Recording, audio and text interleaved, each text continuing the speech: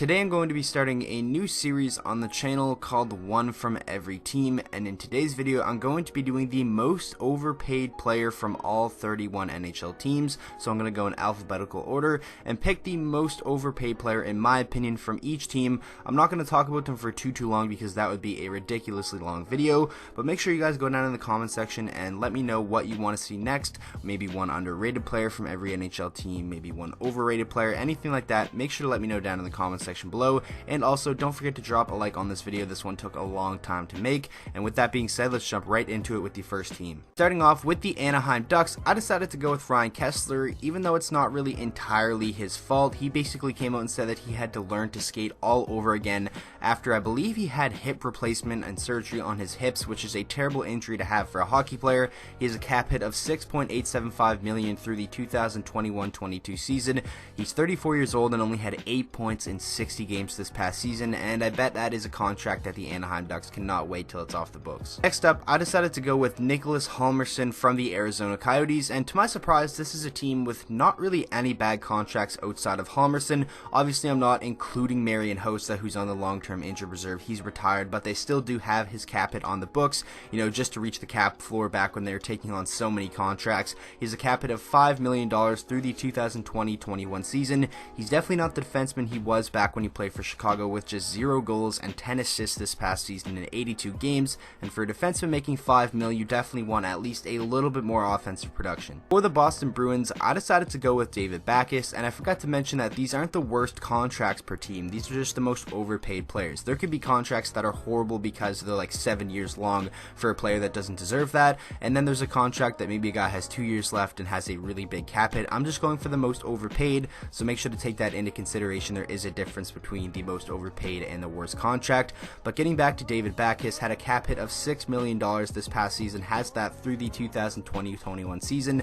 Only 20 points for Backes this past year in 70 games. He's definitely not the player he once was with the St. Louis Blues, and that is most definitely a contract that the Boston Bruins probably wish they didn't have, because if they didn't, they would probably have guys like Brandon Carlo and Charlie McAvoy already signed. For the Buffalo Sabres, I decided to go with Kyle Okposo. Now this one came down between Bogosian and Okposo, but Zach Bogosian was actually relatively solid when he was healthy this past season, so that's why I gave the edge to Okposo being the most overpaid player on the Buffalo Sabres. He makes $6 million through the 2022-23 season.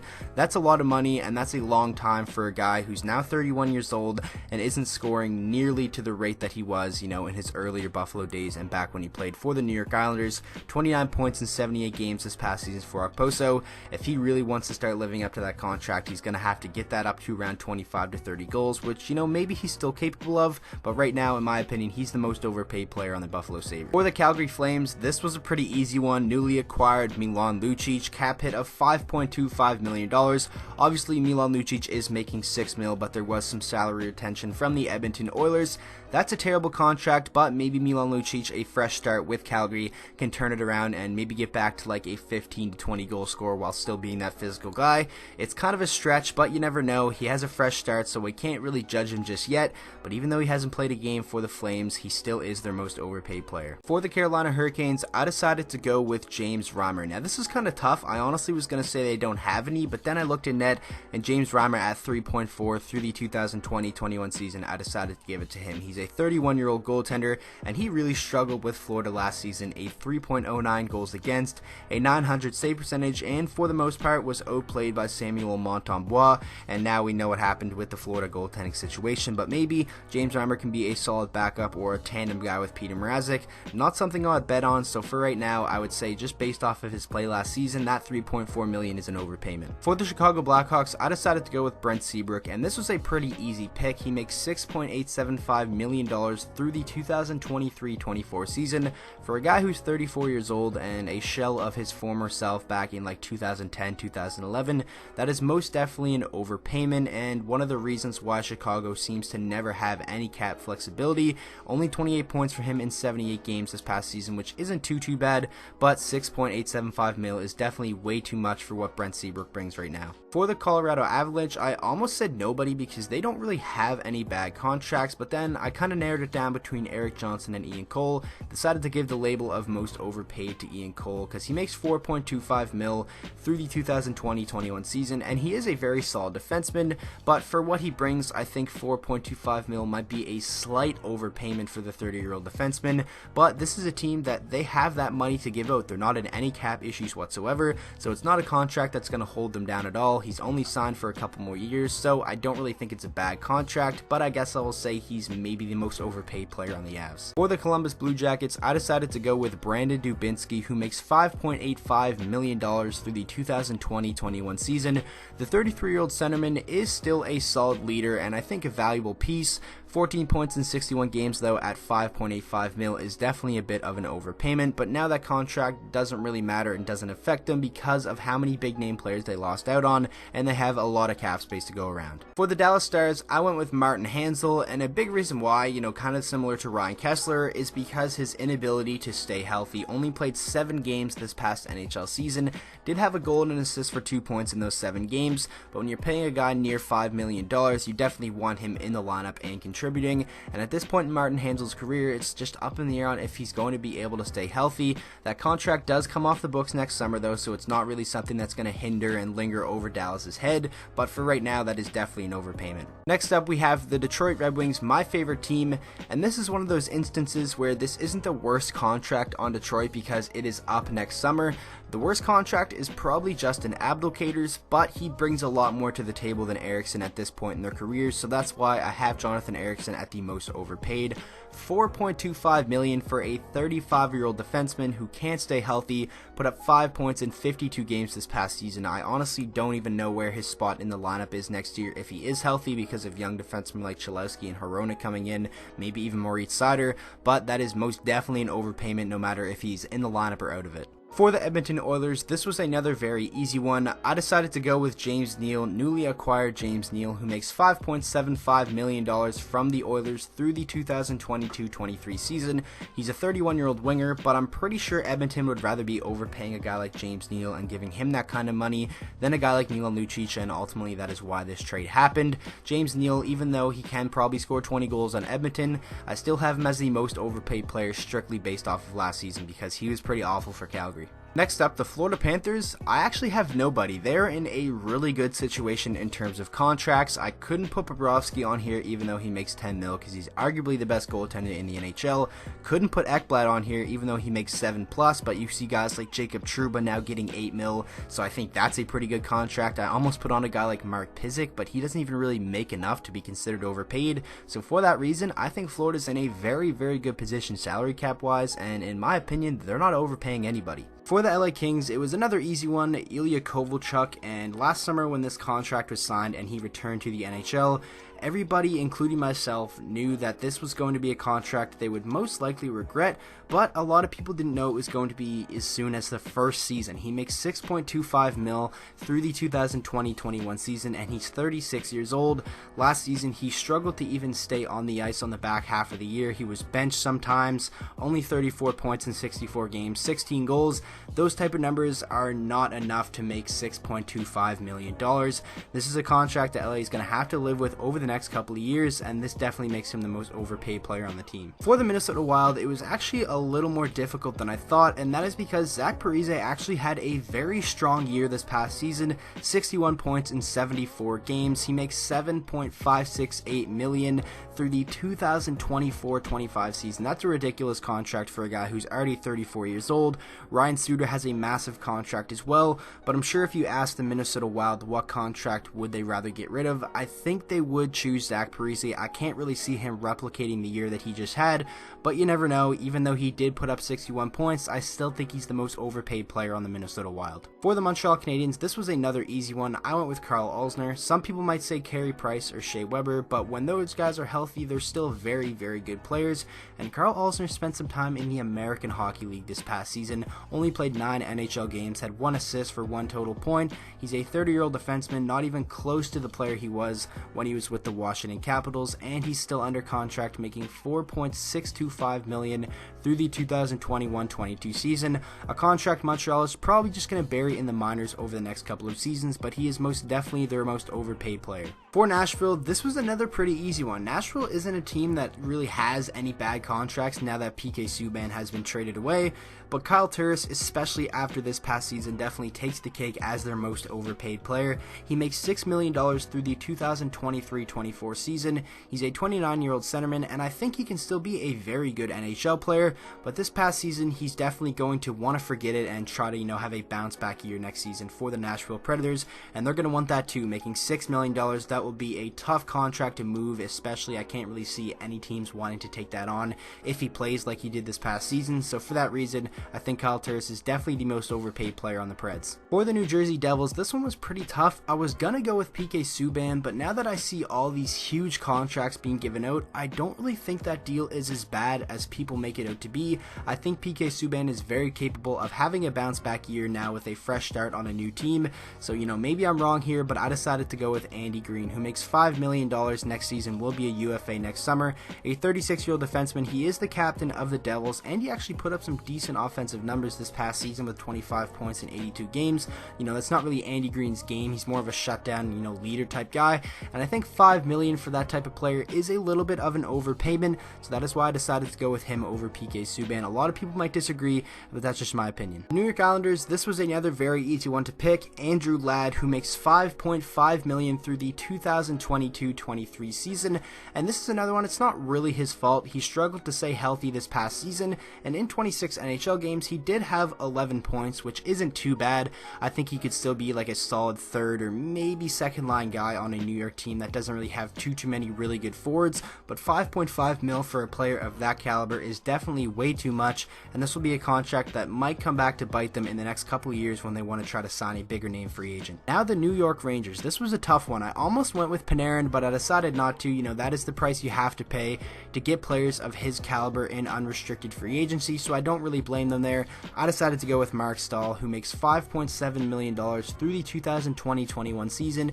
He's a 32-year-old defenseman, and I still think he can be a pretty solid bottom pairing guy with 13 points in 79 games and still being pretty solid defensively, but you don't want to be paying a bottom pairing guy $5.7 million, especially for 2 more years, and now especially since they're in a little bit of a cap crunch with not too much money left to re-sign guys like Buchnevich and Brendan Lemieux. We're going to have to see how that plays out, but in my opinion, Mark Stahl is the most overpaid player on the New York Rangers. Now for Philadelphia, I tried to shy away from putting guys in this list that just signed because you never know, they could have an amazing season, but I could not justify not having Philly's most overpaid player as Kevin Hayes. He makes $7.142 million and then some change through the 2025-26 season.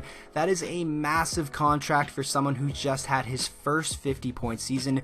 He's a 27-year-old centerman. He can play the wing though, so he's kind of, versatile there. This past season was the best year of his career, 54 points in 71 games, but I still don't really know what Philadelphia was thinking, giving this guy so much money. I think this could be one of the worst contracts in the league in a couple years, but you never know if he can get that point total up to around maybe 60 to 70. I know 70 is pushing it for a guy like Kevin Hayes, then I guess you could justify it, but he is definitely their most overpaid player, even without playing a game for the team yet. Pittsburgh Penguins, this was another pretty easy one. I almost went with Jack Johnson, but I think easily Eric Branson is the worst contract on this team and the most overpaid player. He makes $4 million through the 2020-21 season. I think that the Vancouver Canucks are super happy the Penguins took on this contract. A 27-year-old defenseman, a former top pick, and it's crazy to see how quickly he's fallen off.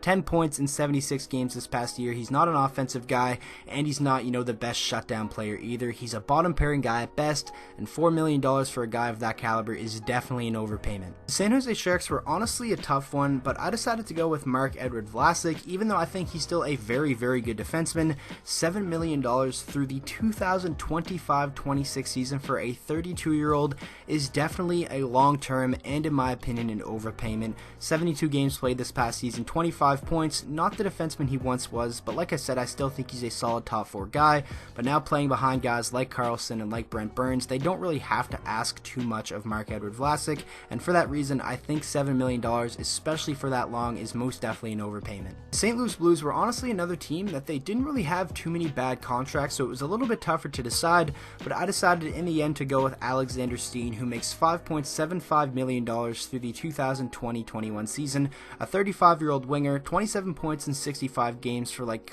probably a bottom six guy.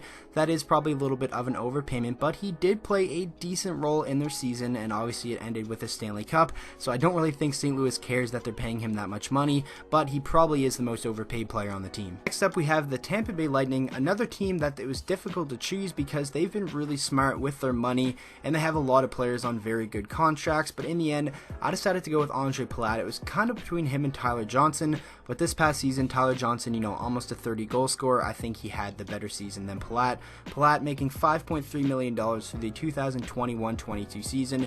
A 28-year-old winger, he's a very good two-way forward, had 34 points in 64 games, but those type of numbers, and someone who has had trouble staying healthy over the past 2 seasons, I think for that reason that 5.3 mil might be a little bit of an overpayment, but it really isn't that bad.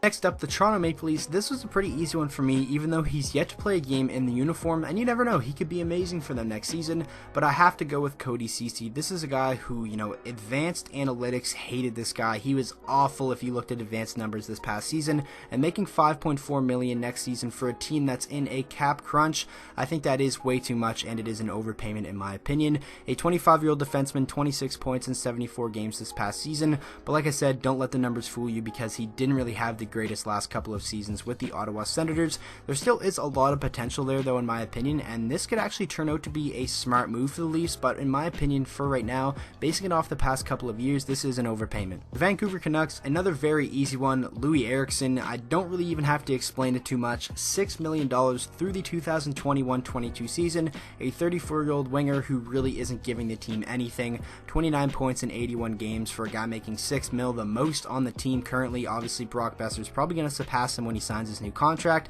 but that is a ridiculous amount of money for Louis Eriksson, and I'm sure Canucks fans cannot wait till this contract is off the books. The Vegas Golden Knights, this was a difficult one, and in the end I decided to go with Max Pacioretty, and a lot of people might disagree, but I'm kind of just basing it off this past season, and 40 points, 22 goals, that's not bad. I know he didn't play the full season, struggle with injury a little bit, but $7 million is a lot of money, and this is another team that is in a little bit of a cap crunch, and we saw that over the summer with them unloading contracts like Colin Miller and guys like Eric Howla. But Max Pacioretty is a very good player, and I think next year if he can score 30 plus, no one's really going to care that he makes $7 million, but in my opinion, for right now at least, with 22 goals this past season, that's a little bit of an overpayment. Washington Capitals. Now this is one that a lot of people might disagree with me on, and I'm kind of disagreeing with myself. Like, this is a team that has a lot of really good contracts, but Tom Wilson I think probably is the most overpaid player on the team. He was a 22 goal scorer in just 63 games. You never know, if he played all 82,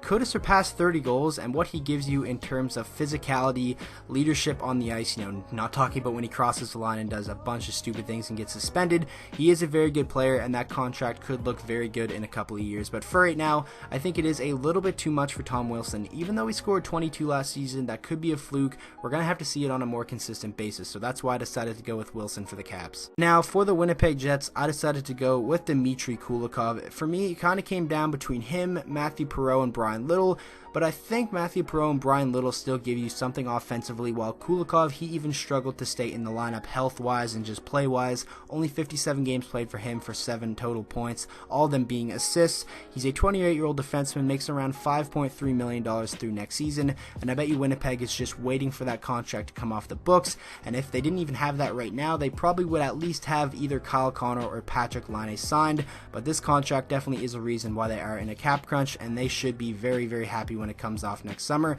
so he's easily the most overpaid player on the Jets. So that is going to wrap up today's video. I really hope you guys did enjoy, and like I said, if you don't agree with me, you don't have to go down there and hate and dislike the video. Everyone has their different opinions, and also make sure to let me know what type of video you want me to do next for one from every team. Thank you guys so much for all the support lately, and with that being said, I hope you guys all enjoyed today's video. If you did, please make sure to drop a like on it and subscribe to the channel for daily NHL content, and I will see you guys all in the next video.